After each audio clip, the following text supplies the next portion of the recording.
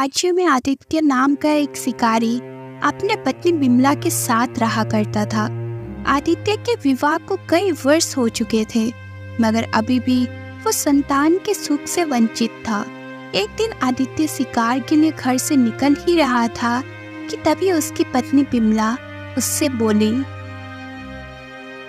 आज तो आपको कोई ना कोई शिकार करना ही होगा। घर में खाने पीने का सामान जो भी था सब खत्म हो चुका है। मैं जानता हूँ विमला, जब तुम मेरी वजह से भूखी रहती हो ना, तो मुझे बहुत बड़ा दुख होता है। ये कैसे बातें कर रहे हो आप? भला आपकी वजह से मैं भूखी क्यों रहती हूँ? क्योंकि मैं एक शिकारी हूँ और काफी समय से मुझे कोई ढंग का शिकार नहीं मिला है। अगर मैं शिकार के अलावा कोई और काम जानता तो शायद हमें ये दिन देखने ना पड़ते। भगवान पर भरोसा कीजिए, आज कोई ना कोई शिकार आपको मिल ही जाएगा। बिमला की बात सुनकर आदित्य उदास मन से जंगल की ओर चला गया और अपने फेनी नजरों से शिकार को खोजने लगा।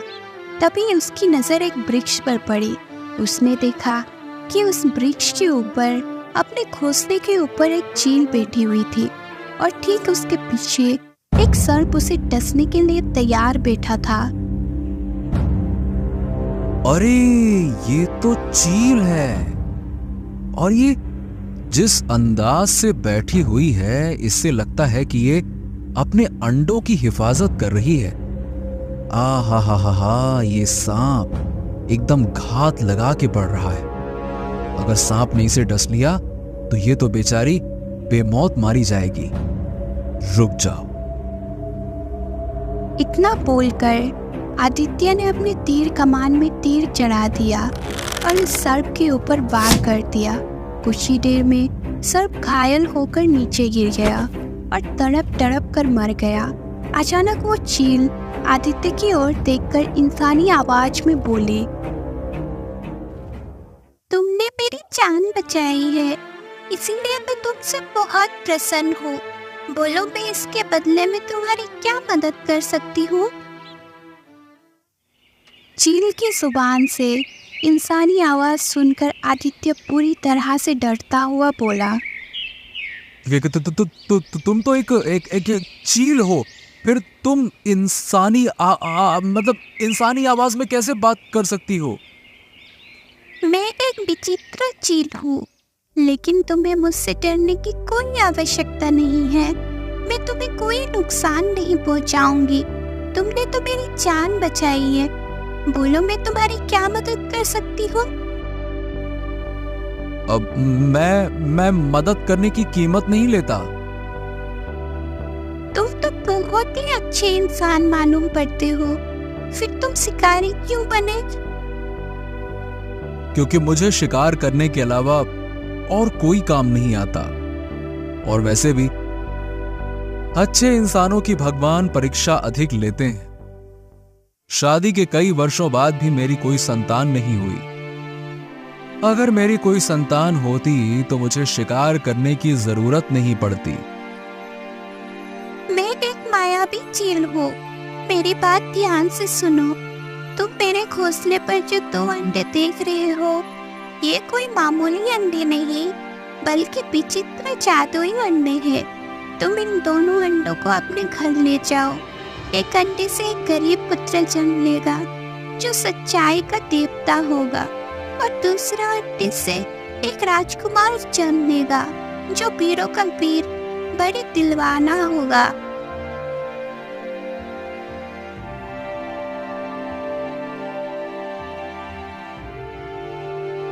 आदित्य उन दोनों अंडों को अपने घर पर लेकर आ गया और सारी घटना अपनी पत्नी को बताते हुए बोला, अरे विमला, मैं क्या बताऊं, मुझे तो विश्वास ही नहीं हो रहा कि जो घटना मैंने अपने आंखों से देखी वो सत्य है। हाँ, तुम्हारे हाथ में ये 2 अंडा बता रहा है कि तुमने जो कुछ भी देखा है वो सब सत्य है। अब और देर ना करे, जल्दी से इन अंडों को उठाकर रख दो।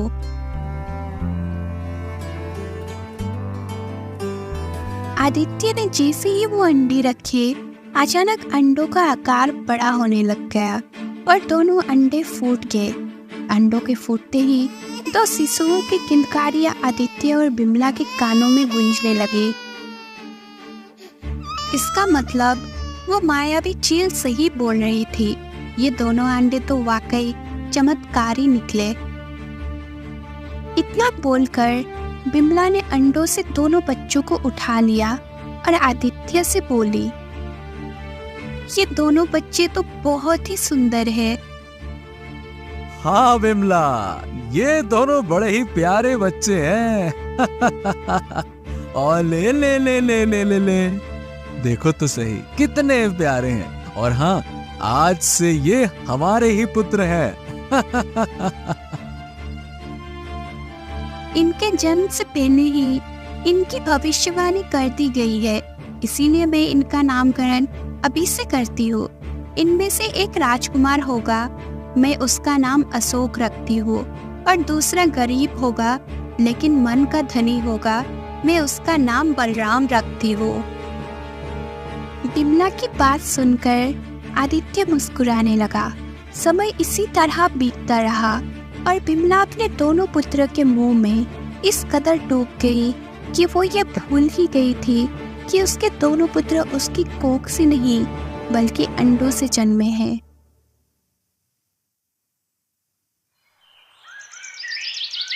ऐसे ही 20 वर्ष बीत गए। अशोक और बलराम 20 वर्ष के हो चुके थे। वो दोनों भाई अब आदित्य के साथ खेतों में उसका हाथ बटाते थे।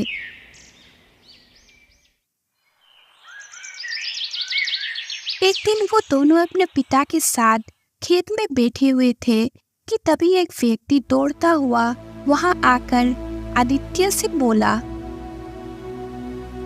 अरे आदित्य, हाँ आदित्य, अरे अरे तुमने कुछ सुना क्या भाई? अरे रुको रुको रुको, क्या हो गया? तुम इतने घबराए हुए क्यों हो? अरे सारे केशव नगर में भय का माहौल छाया हुआ है भाई।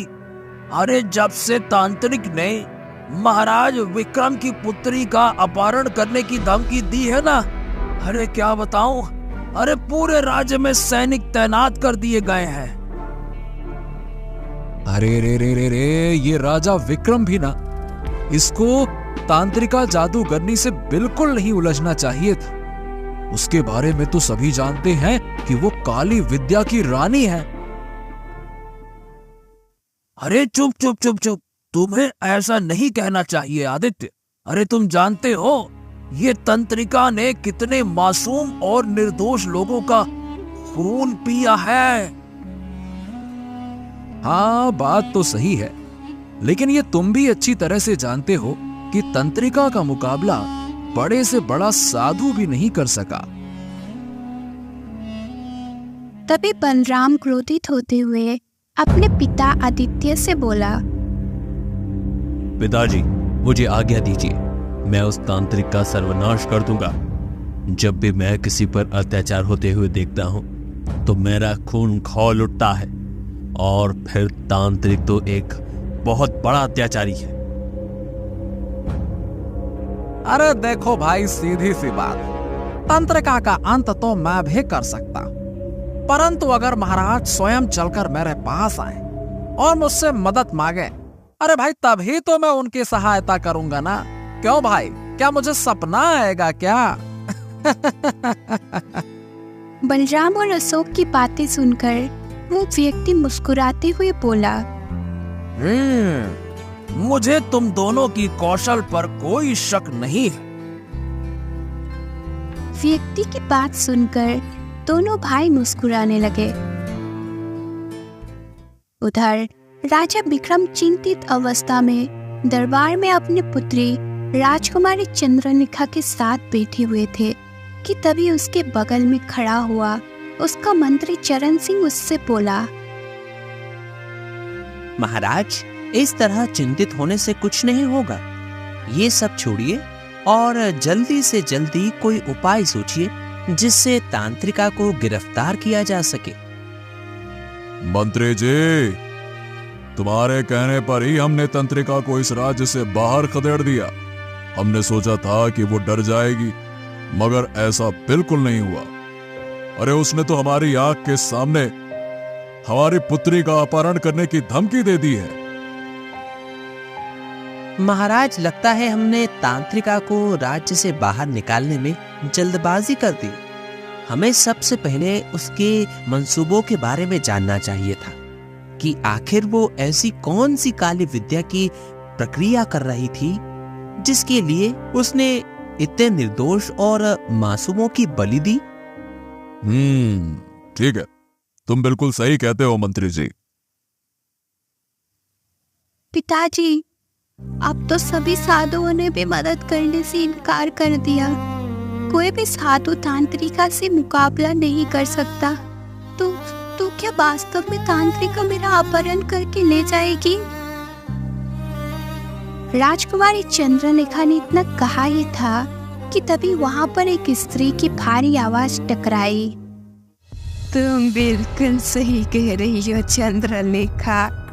मैं तुम्हारे महल से तुम्हारे ही पिता के सामने तुम्हारा अपहरण करके ले जाऊंगी और वो कुछ नहीं कर सकेगा। तभी महल के दरबार में काला धुआं फैलने लगा। अगले ही पल उस काले धुएं ने एक बूढ़ी औरत का रूप धारण कर लिया। वो बूढ़ी औरत भयानक मुस्कान से राजा विक्रम से बोली, मूर्ख राजा, तुझे क्या लगता था कि तू मुझे राज्य से निकाल देगा और मैं आंखें बंद करके बैठी रहूंगी? मुझे केवल एक बलि की आवश्यकता थी जो तूने मुझे नहीं लेने दी। अब वो बलि मैं तेरे बेटी से लूंगी और उसके बाद मैं अपने मकसद में कामयाब हो जाऊंगी। इतना बोलकर तांत्रिका काले धुएं में परिवर्तित हो गई और पूरे महल में काला धुआं फैल गया। अगले ही पल वो धुआं वहां से हट गया, लेकिन राजकुमारी चंद्रलेखा वहां से गायब थी। ये देखकर राजा चिल्लाते हुए बोला, मंत्री चरण सिंह, ये क्या हो गया? अरे देखा नहीं तुमने? तंत्रिका ने जो कहा वो करके दिखा दिया। अरे वो हमारी आंखों के सामने से हमारी बेटी का अपहरण करके ले गई। जाओ जाओ, जाकर सारे राज्य में जितने भी साधु हैं उन्हें यहाँ लेकर आओ। महाराज, सभी साधुओं ने अपने हाथ खड़े कर लिए हैं, केवल एक साधु के अलावा। परंतु उनके पास आपको चलकर जाना पड़ेगा। वो राजमहल में नहीं आते। हम अपने पुत्र की जान बचाने के लिए कहीं भी चलने को तैयार हैं। मंत्री जी बताओ, वो साधु हमें कहाँ मिलेंगे? कुछ ही देर में राजा विक्रम मंत्री चरण सिंह के साथ जंगल में घने वृक्ष के नीचे खड़ा हुआ था, जहाँ एक साधु उस वृक्ष के नीचे आंखें बंद करके बैठे हुए थे। अचानक साधु ने आंखें खोलकर राजा विक्रम की ओर देखते हुए बोला, मैं जानता हूं तुम यहाँ पर क्यों आए हो राजा। अगर आप सब कुछ जानते हैं तो फिर मेरी सहायता कीजिए साधु महाराज। महाराज, इस समय मैं आपको सिर्फ ये बता सकता हूँ कि तांत्रिका आपकी पुत्री को लेकर कहाँ गई है, परंतु मैं स्वयं तुम्हारी पुत्री को बचाकर नहीं ला सकता। लेकिन इतना बता सकता हूँ कि अगर तुम्हारी पुत्री को कोई बचा सकता है तो केवल इस संसार में विचित्र 2 युवक ही बचा सकते हैं जिन्होंने अपनी माँ की कोख से जन्म नहीं लिया। ये सुनकर राजा विक्रम बुरी तरह से चौंकता हुआ बोला, क्या आप कहना क्या चाहते हैं साधु महाराज? उन्होंने अपनी माँ की कोख से जन्म नहीं लिया है, तो फिर कैसे जन्म लिया है? ये जानने का अभी तुम्हारे लिए समय नहीं है महाराज। जाओ, जाकर ये ऐलान कर दो कि अगर कोई भी व्यक्ति तुम्हारी पुत्री को तांत्रिका के चंगुल से छुड़ाकर लेकर आएगा तो तुम उस वीर से अपनी पुत्री का विवाह कर दोगे। मैं जानता हूं कि संसार में केवल वो 2 युवक हैं जो तांत्रिका से नहीं डरते। वे दोनों तुम्हारी पुत्री को उसके चंगुल से छुड़ाकर जरूर लेकर आएंगे। उसके बाद तुम उन दोनों में से किसी एक से अपनी पुत्री का विवाह कर देना। अब ज्यादा सवाल मत पूछना महाराज, क्योंकि समय बहुत कम है। साधु का आदेश सुनते ही राजा विक्रम अपने मंत्री चरण सिंह के साथ अपने महल पहुंच गया और उसने सारे राज्य में वही ऐलान करवा दिया जो साधु महाराज ने कहा था। ऐलान सुनकर अशोक अपना घोड़ा लेकर कहीं जाने की तैयारी करने लगा कि तभी उसका भाई बलराम आकर उससे बोला, अशोक, तुम कहां जा रहे हो? अरे क्या तुमने सुना नहीं? महाराज विक्रम ने ऐलान किया कि जो कोई भी उनकी पुत्री को तंत्रिका के चंगुल से आजाद कर देगा वो उसका विवाह उस व्यक्ति से कर देंगे। मैं राजकुमारी चंद्रलेखा को तंत्रिका के चंगुल से आजाद कराकर उससे विवाह करूंगा। तभी वहां पर आदित्य और बिमला आ पहुंचे। लेकिन बेटा, ये तंत्रिका तो बहुत ही ज्यादा खतरनाक है।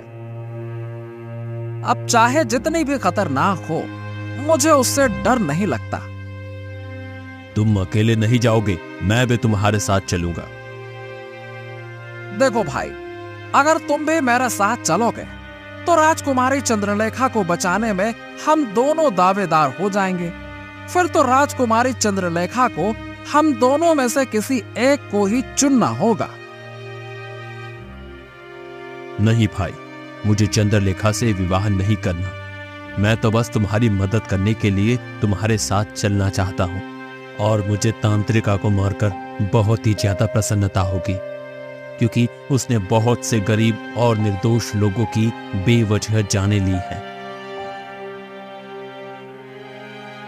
कुछ ही देर में दोनों भाई वहां से चले गए। उन दोनों को जाते हुए देख बिमला आदित्य से बोली, कैसे पिता है आप? आपने दोनों बेटे को रोका क्यों नहीं? आप जानते हैं कि तांत्रिका कितनी खतरनाक है। अगर मेरे दोनों बेटे को कुछ हो गया तो मेरा क्या होगा? शायद तुम भूल गई हो बिमला कि हमें ये दोनों पुत्र कैसे प्राप्त हुए थे। अब हमारे दोनों पुत्र अपनी अपनी मंजिल की ओर बढ़ चुके हैं। अब आगे क्या होगा ये तो भाग्य ही बता सकता है।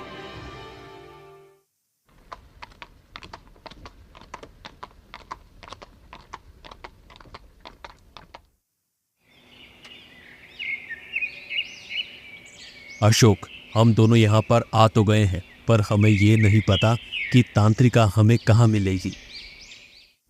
हाँ, तुमने सही कहा। और कोई भी साधु डर की वजह से हमें बताने को तैयार भी नहीं है।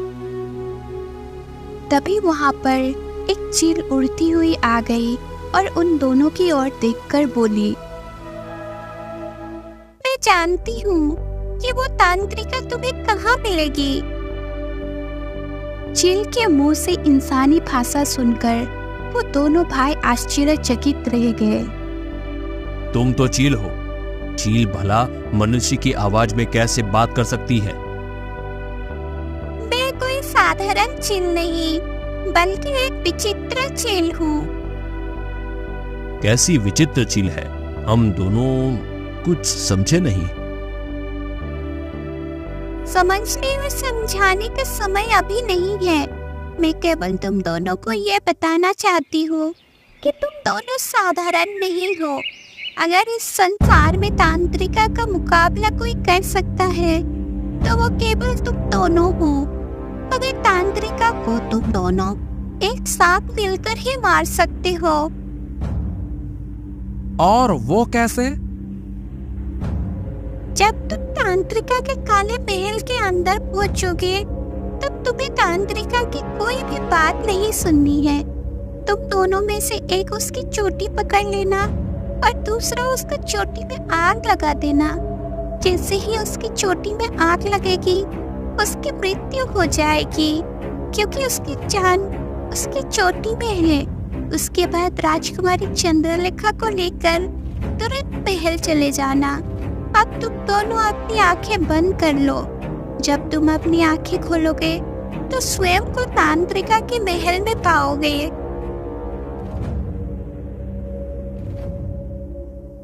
उन दोनों भाइयों ने अपनी आंखें बंद कर ली।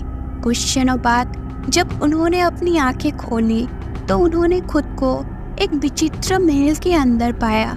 सामने एक भयानक बूढ़ी स्त्री खड़ी थी जो उन्हें घूर रही थी, और ठीक उसके बगल में डरी सहमी राजकुमारी चंद्रलेखा खड़ी हुई थी।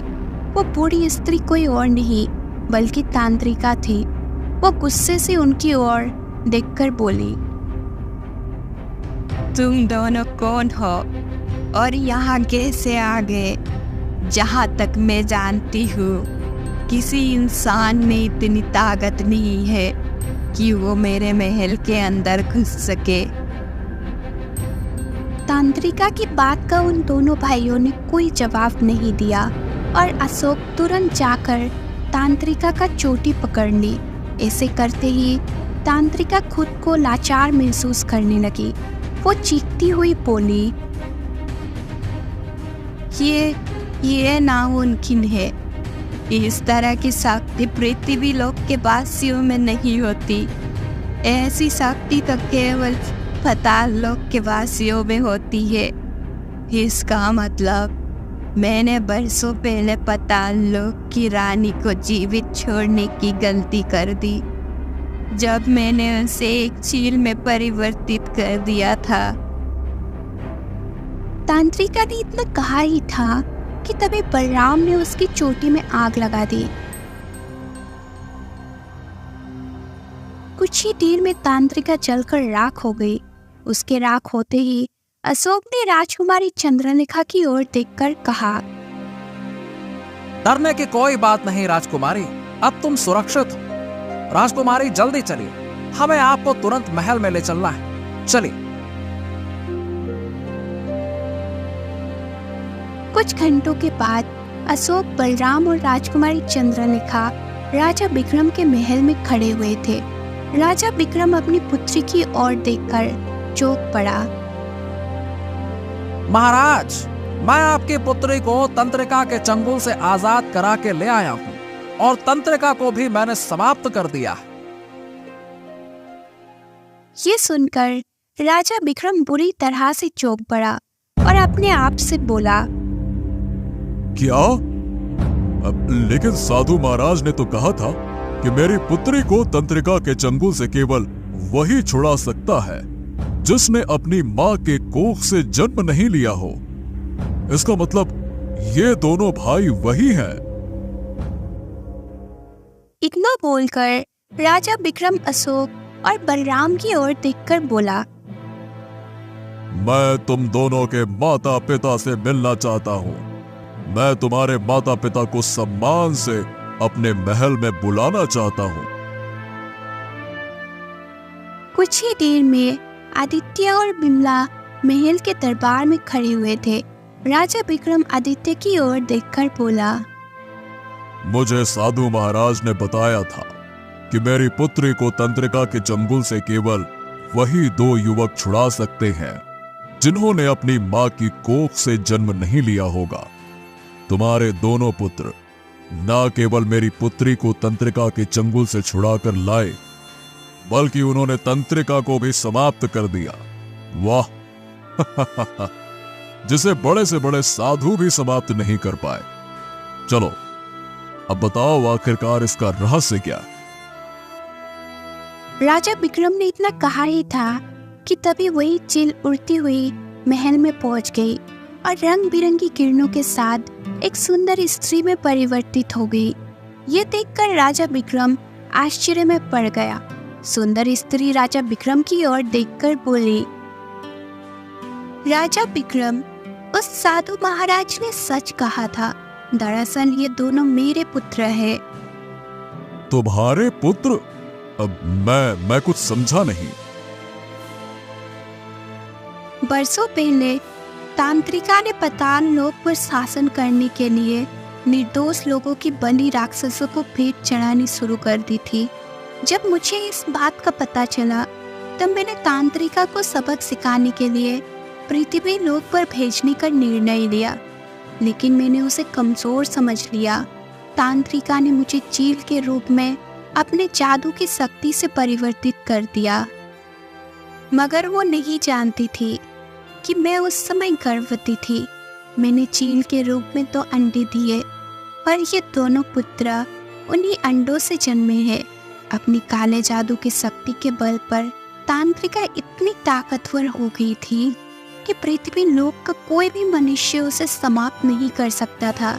लेकिन मेरे दोनों पुत्र ने अपनी साहस और ताकत से उसे समाप्त कर दिया।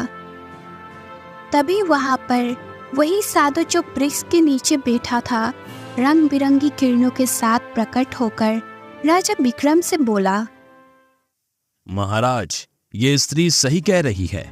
जब ये चील के रूप में थी तब ये मदद के लिए मेरे पास आई थी और मैंने इसे इंसानी आवाज में बोलने की शक्ति दी। साथ ही मैंने इसे बताया था कि इसके अंडों से इसके 2 पुत्र जन्म लेंगे और वही 2 पुत्र तांत्रिका को समाप्त कर सकते हैं।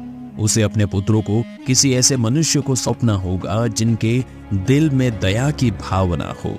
पाताल लोक की रानी ने यही किया। इतना बोलकर वो साधु वहां से गायब हो गया। पाताल लोक की रानी अपने दोनों बेटों की ओर देखकर बोली, समय आ गया है बेटा पाताल लोक लौटने का। तुम दोनों पाताल लोक के राजकुमार हो, इसीलिए मैं तुम्हें ले जाना चाहती हूँ।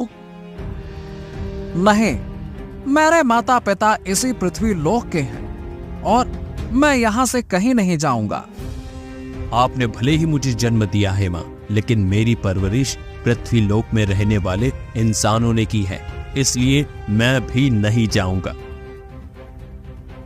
पाताल लोक की रानी मुस्कुराती हुई वहां से गायब हो गई। उसके गायब होते ही राजा विक्रम मुस्कुराते हुए दोनों भाइयों से बोला, तुम दोनों ने मेरी बेटी की जान बचाई है।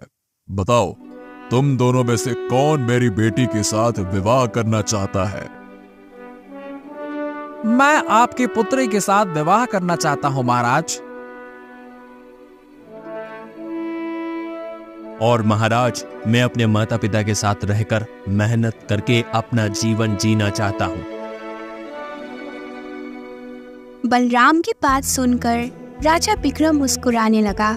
कुछ ही दिनों में राजा विक्रम ने अपनी पुत्री चंद्रलेखा का विवाह अशोक के साथ कर दिया और बलराम अपने माता पिता की जान से सेवा में जुट गया।